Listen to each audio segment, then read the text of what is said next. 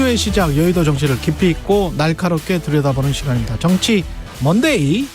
오늘은 최재성 전 청와대 정무수석과 함께하겠습니다. 안녕하십니까? 안녕하세요. 이 한일 정상회담 성과를 알리는데 지금 대통령실은 주력하고 있습니다만은 여론은 별로 그렇게 좋은 것 같지는 않습니다. 대통령실은 양국 관계 개선의 전환점을 마련했다. 12년 만에 한일 정상회담한 그 자체가 성과다. 어떻게 생각하십니까? 대한민국 대통령이 일본 편에 선 날이죠.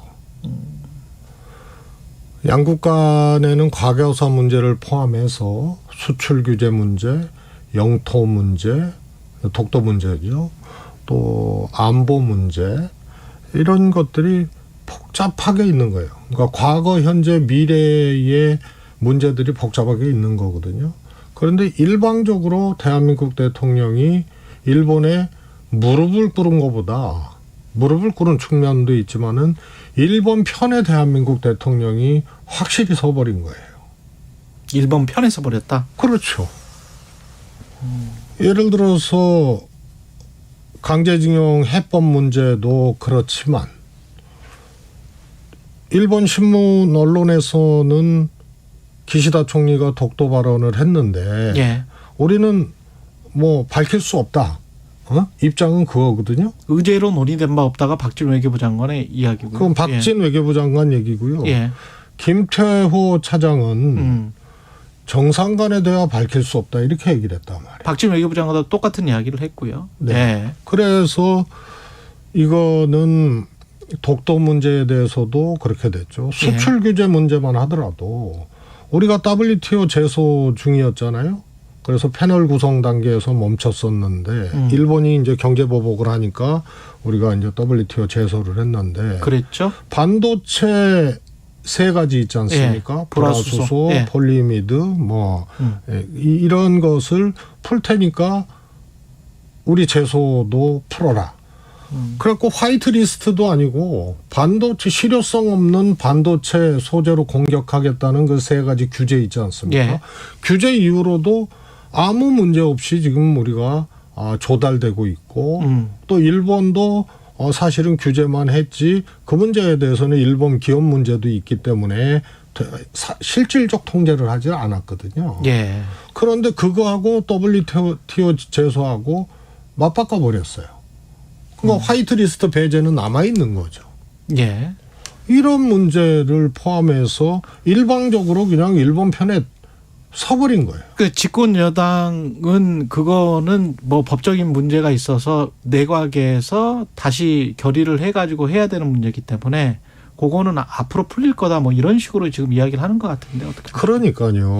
만약에 수출 규제 화이트리스트도 사실은 실효적이지는 않거든요. 일본 입장에서는 반도체 소재 세 가지든 화이트리스트든 국제 무역 규범이라든가 이런 데 명백하게 위배되기 때문에 WTO에서 우리가 제소를 하면은요. 그거는 100% 이기는 거예요.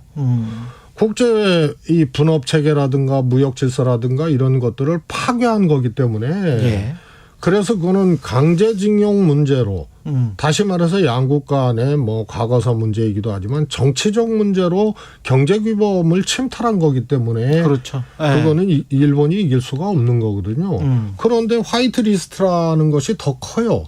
그거는 뭐 이 분야도 많고 굉장히 큰데 이거는 이후에 그냥 우리가 WTO 제소를 놔버리면 이거는 일방적으로 끌려가는 거예요. 일본 마음이에요, 이거는. 화이트리스트에 우리를 다시 놓느냐 안 놓느냐. 그렇습니다. 그런 지금처럼 이제 품목별로 허가를 하느냐 마느냐 뭐 이런 거가 되겠죠. 그렇습니다. 그래서 뭐 일본이 그거를 뭐 화이트리스트 배제를 철회할 수도 있겠으나 그것도 여러 품목이 있기 때문에 일본에게 그냥 그것도 키를 준 거예요. 칼자를 주고 이걸 외교나 협상으로 보기 어려운 거죠.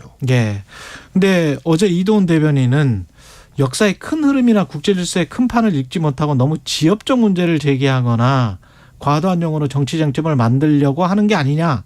뭐 이렇게 지금. 윤석열 대통령의 머릿속에는 한일 관계에 있어서 무엇이 입력돼 있는지는 모르겠으나 적어도 과거로 얘기하면은 친일적 시각이고요. 예.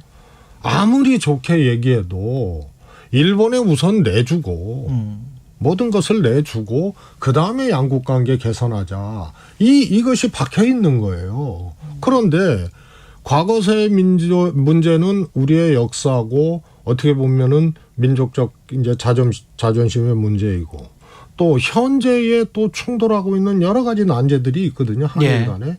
이것이 또 미래를 규정을 합니다. 이 복잡하고 어려운 문제를 일시적으로 차라리 기다리는 것이 낫지 일시적으로 이것을 다 놔줬기 때문에 무엇이 편협된 것이고 무엇이 보다 더 미래지향적이고 큰 틀의 안목인지는 거꾸로 얘기하고 있는 거예요. 근데 무엇보다 독도를 기시다 총리가 언급을 했다는 NHK의 보도가 있었는데 어떤 방식으로 어떻게 언급을 했는지는 일본 입장에서 분명히 뭐 다케시마 운운했을 거란 말이죠. 근데 관련해서 박진 외교부 장관은 의제로서 논의된 바는 없다. 이거는 기시다 총리가 그런 말을 했다라는 걸 인정하는 것 같은데 이게 만약에 그렇게 되면 나중에 어떻게 되는 겁니까? 이게 우리한테 어떤 점에서 불리한 거예요? 이 독도를 둘러싸고 영토 분쟁이 있잖아요. 예. 우리는 이제 분쟁화시키지 않기 위해서 조용한 정책을 기준으로 해왔단 말이에요. 그렇죠. 70년 동안 실효적 지배를 했기 때문에. 어차피 우리 땅이니까. 일본이 여기에 자꾸 이제 불을 지르려고 하는 것이거든요. 예. 그런데 말이에요. 이 주장. 과거에 이명박 대통령이 이 후쿠다 야스오 총리를 만났을 때 교과서 지침서 일본의 교과서 지침서에 독도는 다케시마는 일본 땅이라는 것을 수록하지 않을 수 없다라고 얘기를 하니까 이명박 대통령이 지금은 아니다 기다려달라 이랬다고요. 그랬죠. 그래갖고 난리가 났어요. 그런데 당시에 이명박 청와대 해명은 그거는 처음에는 부인하다가 나중에 일본에 있는 미국 대사관의 이 문서가 공개가 됐어요. 맞습니다. 예. 그래서 그때 홀드백이라는 표현, 다시 말해서 연기해달라, 기다려달라라는 거를 했다는 이제 일본 대사관, 주일 미국 대사관의 자료가 나왔어요. 그러니까 당시 이명박 청와대에서는 그거는 기다려달라가 아니고 홀드백의 또 다른 뜻. 사실은 잘 안 쓰는 뜻인데 자제해달라. 이런 뜻으로 했다라고 변명을 했었거든요. 차라리 그게 나아요. 다툼의 여지라도 있으니까. 어감이 조금 좀 달랐다. 이렇게 이제 주장을 할 수 있었다. 이명박 대통령은 자제라는 표현을 쓴 거고 그런 뜻으로 기다려달라고 한 거고 일본은 좀 연기해달라는 또 이렇게 충돌을 하는 거 아니에요? 그렇죠. 그러니까 뭐 할 말이라도 있는 거예요. 그거는 변명이라도 할 수 있고. 그런데 지금은 기시다 총리가 얘기한 거에 대해서 아무런 반론을 안 했거나 혹은 침묵하고 있었으면은 이거는 변명이나 피해 나갈 방법도 없는 거예요. 그러면 이게 무슨 문제로 가느냐. 일본은 자기네 땅이라고 하잖아요. 다케시마라고 하고 우리는 우리 땅이라고 하는 거예요. 실효적 지배를 할 뿐이고. 그래서 이것을 일본 언론에서 공개를 했으면 아무 반박을 안 하면 자료로 남는 거예요.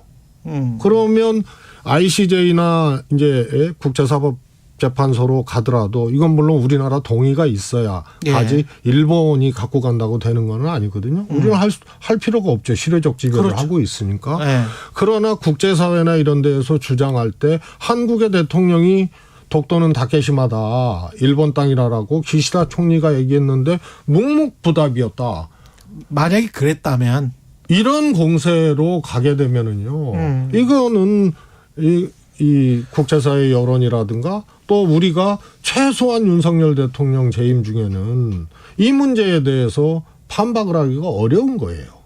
그래서 이건 엄청난 사건이에요. 그러니까 빨리 길이 있는지는 어떤 방법이 있는지는 모르겠으나 일본 언론에 정정보도 내지는 사실 확인 요청을 해야 되는 겁니다. 그 근거를 남겨야 되는 거예요. 차라리 일본 언론에 정정보도 요청을 해라. 사실과 다르기 때문에. 그리고 예를 들어서 윤석열 대통령이 반론을 했으면 반론을 했다고 우리가 발표를 해야 되는 거예요. 의제로 다른 바 없다. 의제로 다른 바 없다. 그리고 대통령 얘기 정상끼리의 얘기니까 공개할 수 없다. 이거 가지고는 안 되는 거예요. 의제로 다른 바 없으나 기시다 총리 얘기에 윤석열 대통령은 분명히 그것은 아니라고 반론을 제시했다라고 대통령실에서 용산에서 얘기를 하든가. 그렇죠. 아니면 잘못 보도된 일본 언론이라면 이거에 대해서 조치를 해서 근거를 남겨야 되는 거예요. 정정 보도를 요구를 하든지. 예. 알겠습니다. 민주당 이야기를 좀 해보겠습니다. 요즘 당내 분위기는 어떻게 보세요? 체포동의안 지난번에 이제 이탈표가 좀 나왔고 예. 그런 이유로 굉장히 이제 혼란스러웠고 들썩들썩했는데요. 지금은 조금 가라앉은 분위기. 검찰의 두 번째 체포동의안이 오게 되면 예. 그때는 또 어떤 양상으로 갈지는 모르겠으나 현재로서는 상대적으로 조금 침잠된 그런 느낌이죠. 그러니까 어떤 내분이나 내용이 좀 가라앉은 분위기. 그게 다 검찰발로 반응하는 거기 때문에 예. 체포동의안이 올라왔을 때 그런 양상들이 나타나는 거지. 평소에는 뭐 어떤 생각들이 이견들이 있어도. 있고 충돌할 수는 있어도 이것이 지금 국면에서 적어도 이재명 대표 문제는 사법 리스크로 통칭되는 검찰발 공격이거든요. 예. 이거에 대한 이제 반응으로 크게 외화되는 거고 지금은 일단 그런 시기가 아니기 때문에 조금 가라앉은 상태다. 만약에 검찰이 불구속 기소를 이번 주에 하면 그러면 민주당도 분위기가 좀 정착이 됩니까? 지금 말씀하시는 대로 좀 정리가 됩니까? 정리가 된다고 보기는 어렵죠. 그렇습니다. 왜냐하면 총선이라는 게 있기 때문에 이재명 대표 체제로 총선 치르기 어렵다. 예. 그거의 중심에는 이 사법 리스크가 있다. 예. 이런 것이 당 지지율이라든가 또 이런 데에 또 영향을 줘서 현실로 당 지지율이 내려가고 이 민심이 완전히 떠나버리고 예. 이러면은 이 소위 말해서 이게 정리될 수가 없는 거죠. 정리될 수가 없다. 그래서 예. 두 가지로 사실은 민주당은 구분을 해야 됩니다. 예. 하나는 검찰을 앞세운 이 정부의 정치보복과 가공할 공격.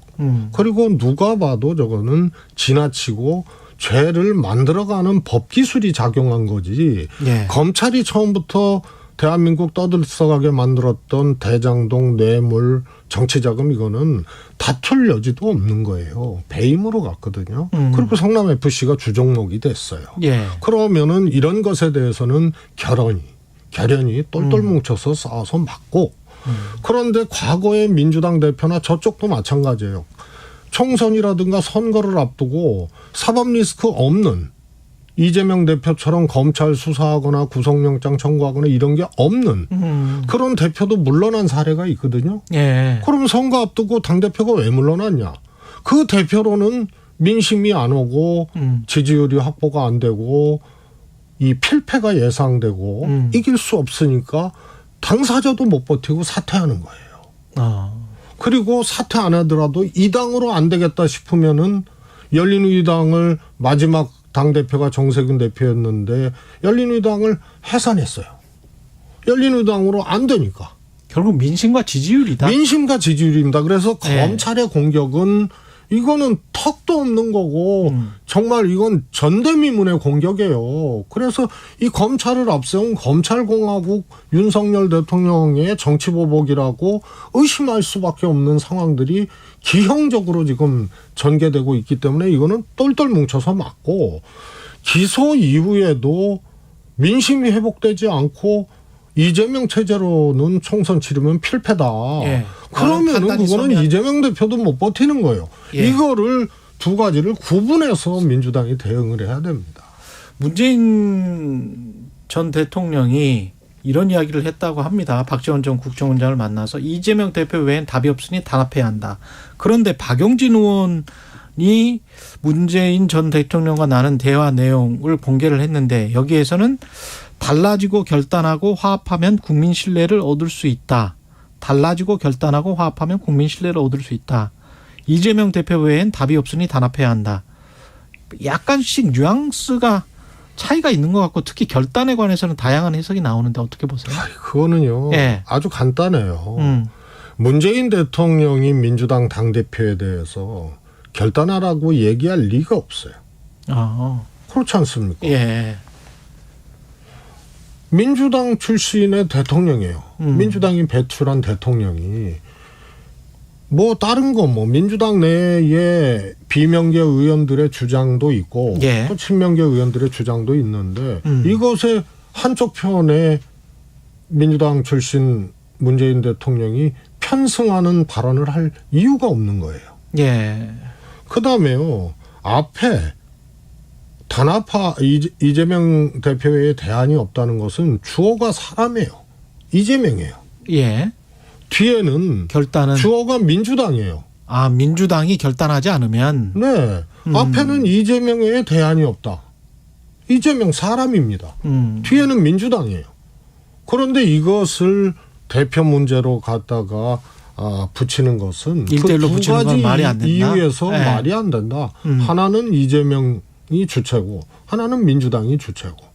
그다음에 문재인 대통령이 어느 한쪽의 주장에 편승할 아무런 이유가 없는 거죠. 지금 그러면 수석님 이야기를 듣다 보면 총선을 앞두고 민주당의 지지율이 계속 답보 상태라면 검찰에 대응할 거는 대응을 하되 그 질서 있게 이재명 대표가 나갈 수 있는 방향을 찾아야 된다라는 질서 있는 퇴진론 이것과 좀 비슷한 겁니까 그러면? 이런 겁니다. 예. 그게 다 민주당 스스로를 족쇄를 채우고 어렵게 만드는 일종의 신호탄과 같은 것이 퇴진이라는 두 글자입니다. 그래요? 질서 있는 퇴진이든 예. 당장 결단이든 질서 있게 퇴진하자는 말이 수용되는 순간 당대표는 식물대표가 되는 거예요. 그런데 총선을 앞두고 있거든요. 예. 그다음에 수습책, 대안 이런 것들이 다 혼란스럽게 되고 엉킨다, 지금 오히려. 당대표가 수습을 하더라도 해야 되는데 식물 당대표가 어떻게 합니까? 질서 있는 퇴진론이 나오는 순간 엉켜버린다. 퇴진이라는 두 글자는 그래서 문재인 대통령도 2016년도에 당대표를 총선 직전에 그만두시고 예. 그 안에 뭐 국민의당이 만들어지고 안철수 또 김한길 대표들이 탈당을 하고 당을 만들었잖아요. 사실상의 분당 상황이었는데 예. 온갖 진짜 시달림을 당하고 대표 앞에서 원내대표가 물러나라고 하고 이런 과정을 거치면서도요. 꿋꿋하게 있었어요. 그리고 당대표직을 내려놓고 김종인 비대위원장 체제가 들어섰잖아요. 예. 어느 날 갑자기 그렇게 한 거예요. 미리 퇴진을 예고했으면 수습도 안 되는 거예요. 그렇군요. 그래서 퇴진이라는 두 글자는 이거는 입 밖으로 낼 필요가 없고 질서 있는 퇴진은 아마 그 말이 통용되고 아마 다수에게 예를 들어서 이것이 공감대를 얻는 말이 돼버리면 예. 더 걷잡을 수 없는 나락으로 들어가는. 민주당은 그럴 것이다. 그 이인규 전 대검 중앙수사부장이 회고록을 냈는데 노무현 전 대통령 서거 책임에 그때 변호인이었던 문재인 전 대통령도 상당 부분 있다. 전혀 뭐 변론을 일주일 동안인가 하지 않았다. 뭐 이런 주장을 했는데 어떻게 보세요? 이런 걸 보면 참 잔인한 검찰 출신 이인규다. 그런데 또 반대로 보면은 예. 참 비열한 검찰 출신 이인규다. 비열하다. 예. 예. 이명박 박근혜 정부 때 이렇게 안 했잖아요. 그리고 검찰 왕국 들어서고 검찰 출신 윤석열 대통령 되고 정부 기관에 140명 가까운 검찰 출신들이 투입이 되고 검찰 권력이거든요. 예. 검찰이 다시 검경 수사권 조정을 시행령 하나로 무력화시키고 검찰 공화국에서 검찰 왕국이 됐거든요. 대통령까지 검찰 출신이니까. 그리고 야당 대표에 대해서 전대미문에 가공할 정치보복을 하고 있단 말이에요. 검찰을 앞세워서. 예. 문 대통령도 이번에 그렇게 얘기를 하셨죠. 검찰을 앞세워서 정치보복을 하고 있다. 여기에 이인규라는 사람이 편승을 해서 가장 비열한 방식으로 이 소위 말해서 머리를 들고 나오는 거예요. 그래서 잔인하고 비열한 사람이죠. 예. 박근혜 정부 때는 뭐 했어요? 자기 보수 정권이 있을 때도 이렇게까지는 안 했고요. 전직 대통령 문재인 대통령을 무능한 변호사였기 때문에 마치 노무현 대통령을 죽음으로 몰고 간 것처럼 정말 노무현 대통령의 친구라고 노무현 대통령이 나는 저런 친구가 있어서 자랑스럽다고 했고 예. 끝까지 함께했던 문재인 대통령을 사자를 죽음으로 몰게 된 한 원인으로 이렇게까지 얘기하는 거는 저거는 정말 인면수심이 아니고는 불가능한 거죠. 알겠습니다. 여기까지 듣겠습니다. 정치 먼데이 최재성 전 청와대 정무수석이었습니다. 고맙습니다. 감사합니다. 여러분은 지금 KBS 1라디오